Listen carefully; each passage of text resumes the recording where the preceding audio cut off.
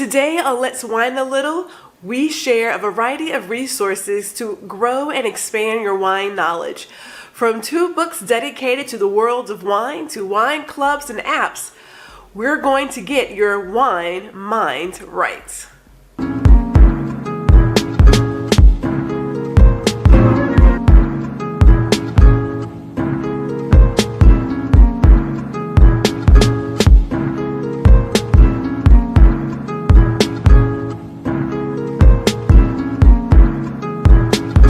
Welcome to Let's Wine a Little. Okay, if you're like me, you enjoy wine, but you really want to understand what you're drinking and why you're drinking it, and if there's anything else very much like it. So today we're checking out 2 books dedicated to the world of wine, and we're also investigating other resources to get your wine knowledge where it needs to be. Okay. Need could be a strong word, but you get what I'm saying.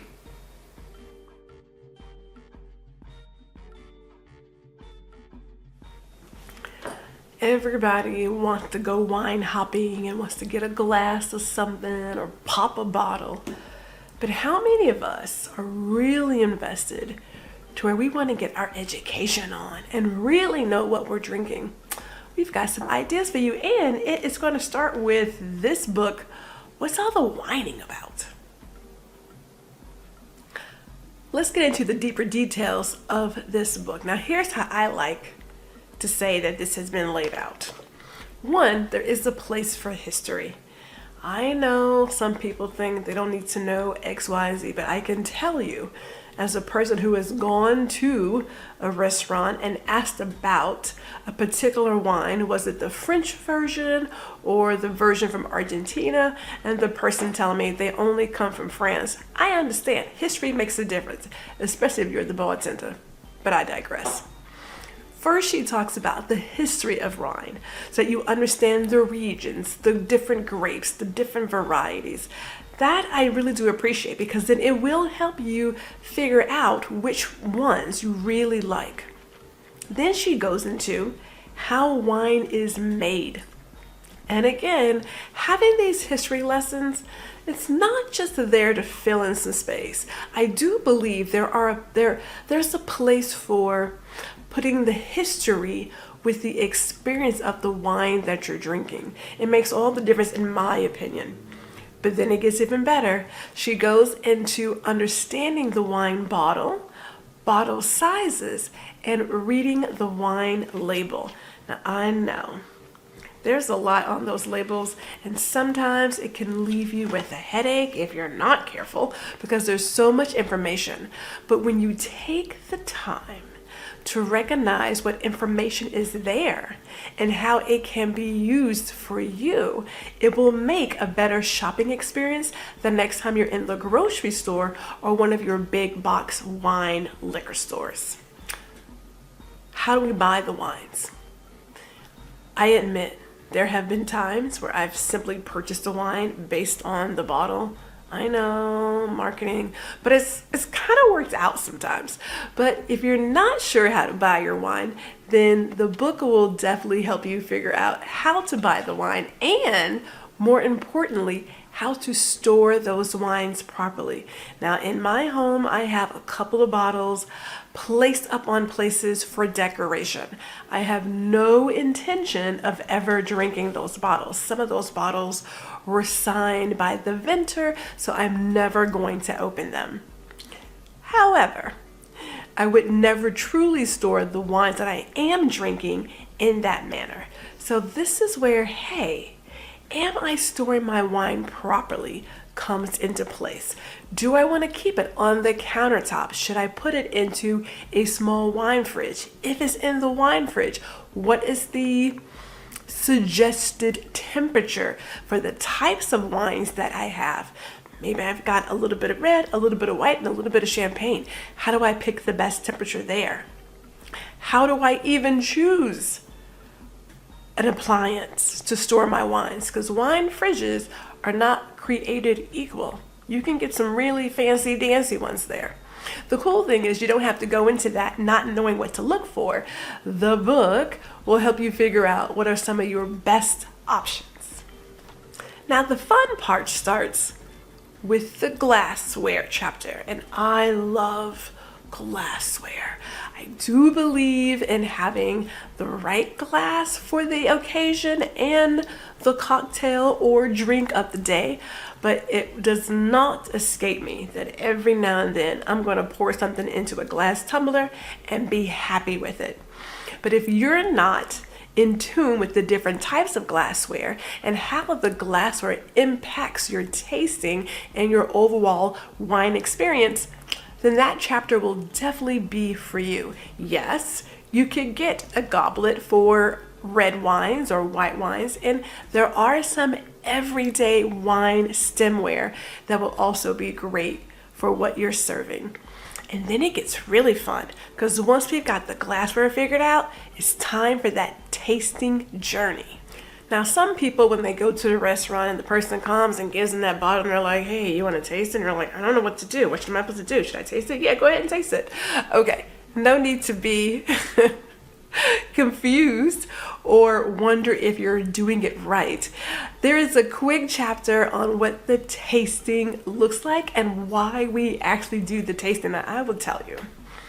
There is nothing more agitating than going to a wine bar or a restaurant and asking for a tasting and the person saying, oh, it tastes like this. No. That's why we do the tasting, and that's why I asked. So Margot goes into what the tasting looks like, how you want to do it, and she does also give you some great pointers on what to look for when you're going through this tasting. Now, she also has in here a little checklist, or I'll say a table where you can mark down what you've tasted and write down some of your thoughts. It's pretty great. I mean, I guess you could copy it or you could truly just make your own, but it is in the book and it is available. But once you're done with tasting, she goes right into the rating system that is used in a number of places when it comes to wine. I know you've seen the bottles that say, hey, this is a 92, it's an 89, 91. What do those numbers mean and how do they get it? This is explained in the book. Now, once we've gone through the tasting, everything from there is pretty much enjoying the journey. All you want to do is go out, try a new bottle, write down your thoughts, and then discover other new wines and varietals that may very well speak to your heart. Now, what's great about how this is ended is she does cover some of the common things that happen when it comes to getting into the world of wine. How do you age your wine? Maybe my wine is too old. How do I know that this bottle hasn't gone bad? Because wine can go bad. But there's also some other fun topics in here and just some general things that she has noticed in the world of wine that she shares with you.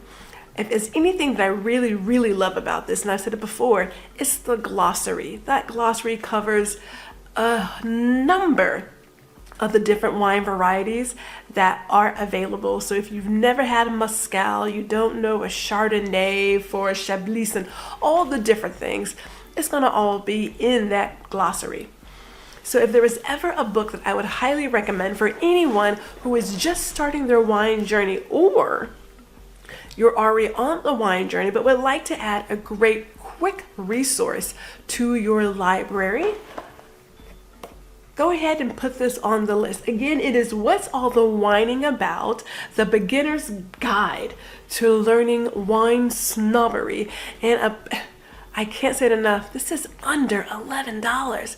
Get you a copy. Let's talk about another great resource for expanding your wine knowledge. And this one, in my opinion, is probably my favorite. No, it is my favorite.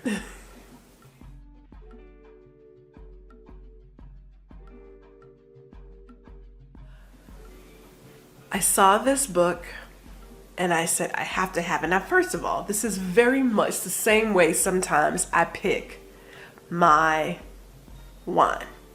It's based on the label. Look at this book. Is this not attractive? Like, but this is Wine Folly, the Magnum Edition. This is the master guide written by Madeline Puckett and Justin Hammock. And this is one of my favorite wine resources for those who want to do a couple of things. If you're looking to grow your knowledge about wine, this book is for you. If you have had a poor experience with wine in the past or recently, and you don't want to go there again, this is for you. If you go to the store, grocery store, big box store, and you get overwhelmed going down the aisles, this is for you.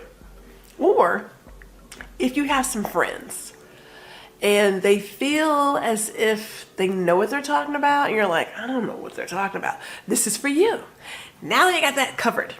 Let's get into what it does. Now there are 4 sections in this book: wine basics, food and wine, grapes and wine regions. There's also a place where they have an extensive collection of additional resources that is in there too. When we talk about wine basics, yes, they go over how wine is made, handling the wine, serving the wine, what is wine, tasting the wine. But that's not what really got me when I purchased this book. I like the visuals. Say what you want about a book. The best resources, in my opinion, have always been those that have visuals to go with the information. Because when you have a picture of something, there is a higher chance of you retaining that information. There is a whole section when it comes to wine traits on body, sweetness, tannin, acidity, alcohol, and then it tells you how to taste the wine, what to look for, what colors, what flavors, what type of taste buds you have. That's just getting started. And I'm not even gonna talk about glassware, because all of that is there. But then we talk about food and wine, and there are people who really want to pair food with the wine. Now, I'm a person that believes in whatever floats your boat is what you should drink. But they go into the protein, the cheese, the vegetable, the spices, the herbs, cooking with the wine. Yes, it is that detailed, but that's not where they stop. Oh, no. They don't stop there. There is this entire section 3, about grapes and wine, right? What grape creates XYZ? There are wines in here I have never heard of.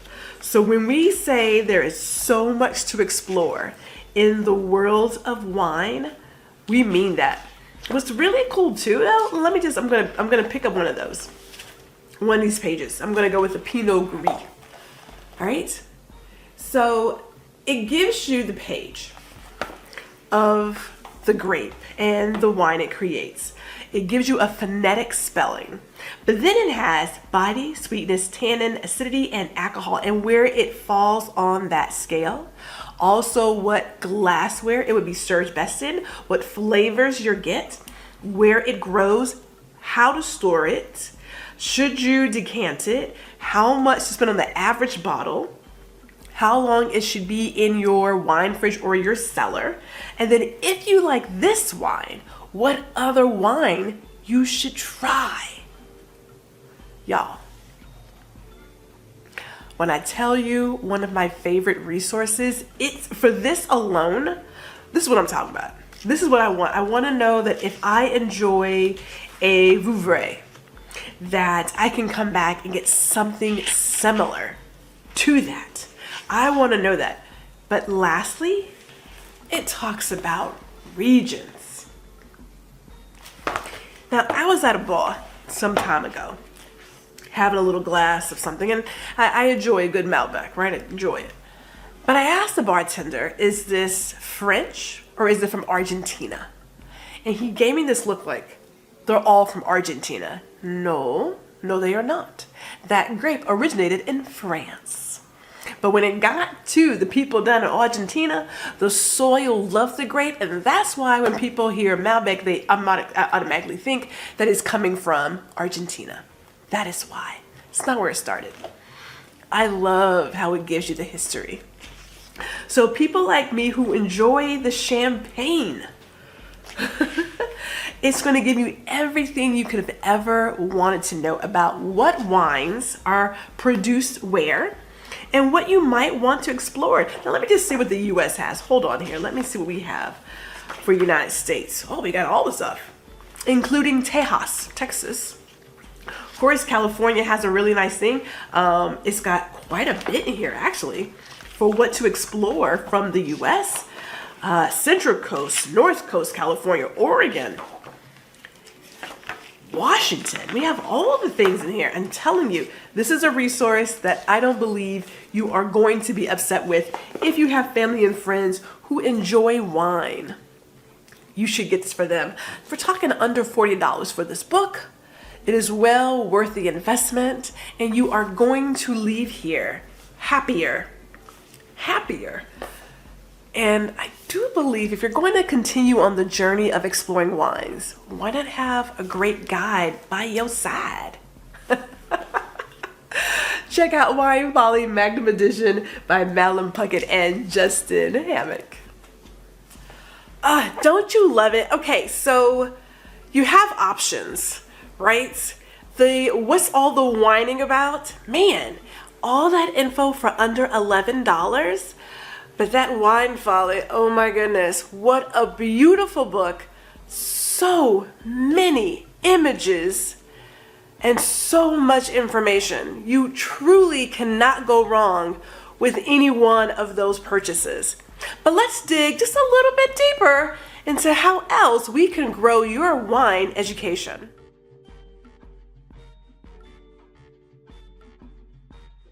Okay, now I'm going to go ahead and make a confession. I'm going to be confessing a lot of things, by the way. I am so committed to growing my wine knowledge that I am 5 steps from signing up, I should say enrolling in a WSET certification course, and that is the Wine and Spirit Education Trust. They're the organization that started in the UK but is now a global leader when it comes to educating those who are well versed in the world of wine and spirits.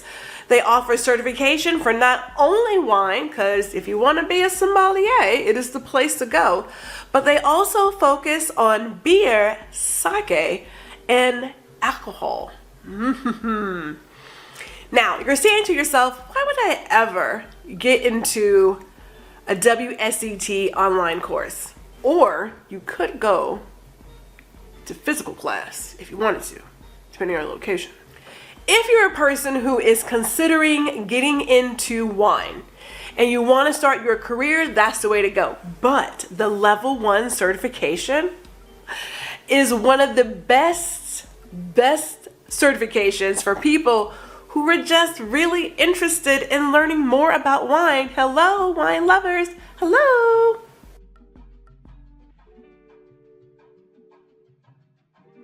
Now, some other online courses that you might want to look into that is not that fancy would be Coursera, Udemy, or Wine Folly. Again, these are just other options to just learn more about the grapes that you're enjoying. And let's just say this, when you learn more about a topic that really is close to your heart, you can help but get excited. Maybe you're like me. Now, I was a bookworm. I spent my summers in the library. Don't judge me. But I will tell you, I take every opportunity that is presented to me to learn more about wine, specifically champagne and sparkling wines, but I'm good for all of the grapes. I will not discriminate.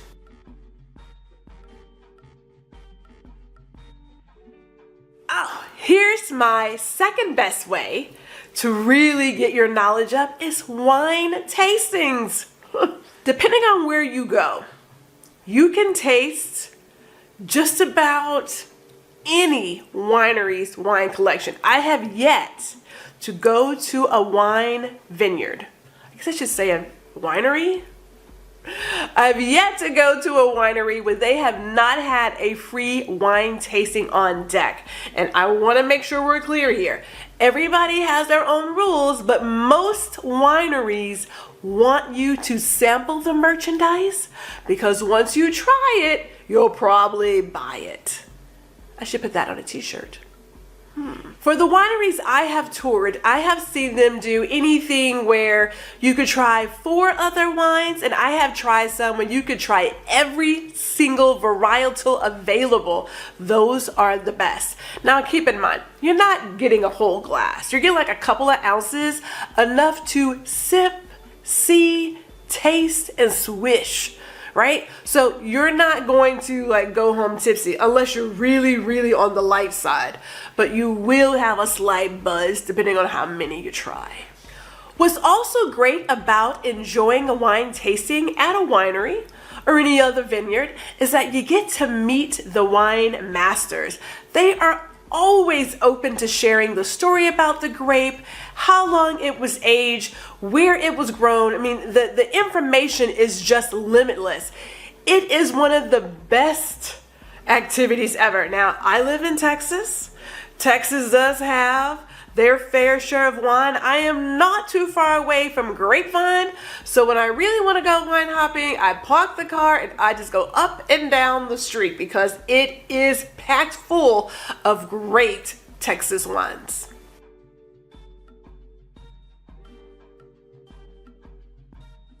Here's your next step, because maybe getting to a winery or a vineyard isn't your thing just yet. Join a wine club. Now, this may be from a local winery, but it may also be offered at some wine shops. So ask. It's always great to ask. But for every winery I have toured, there is always a wine club being offered.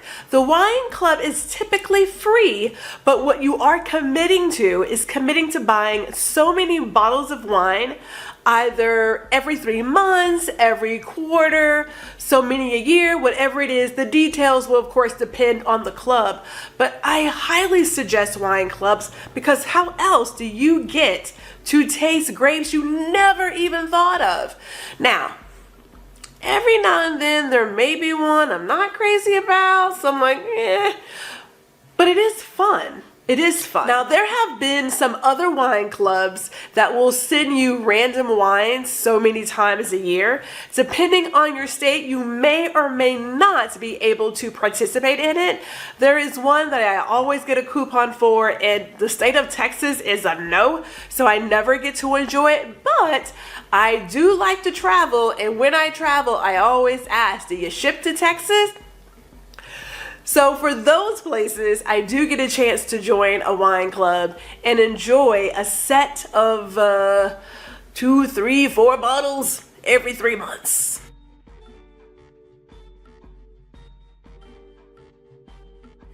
So here's my next one, wine apps. Now you're saying to yourself, I don't understand how a wine app can help me get my education up. Believe it or not, there are a few wine apps that, although they may not be the WSET specifically, they are focused on testing on topics covered by the WSET certification.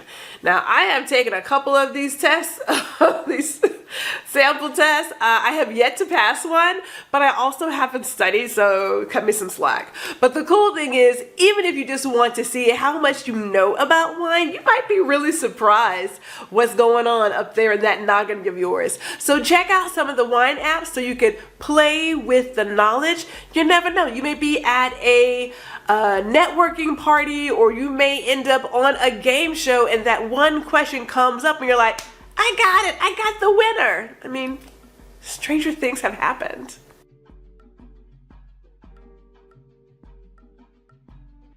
Lastly, but not least, and one of my favorites, it is to network with sommeliers. Now, this one may take a little bit more work, but there are a number of sommeliers and restaurants nationwide who do enjoy talking to other people and do enjoy sharing their expertise of wine with those who are attending or visiting a certain restaurant. So don't sleep on the people who are pairing the wines with the dishes. Not every restaurant has a sommelier, but it's good to check to see if they do. And if they do, see if you can make a good connection. You'd be surprised what they know. So we have covered 2 amazing books, a certification class, online courses, wine apps, sommeliers, wine clubs, and wine tastings. So many resources available to you to help you grow your wine education. I highly suggest you pick one that works best for where you are in your wine journey, but just know when you're ready, the world is your vine. Is that how it goes?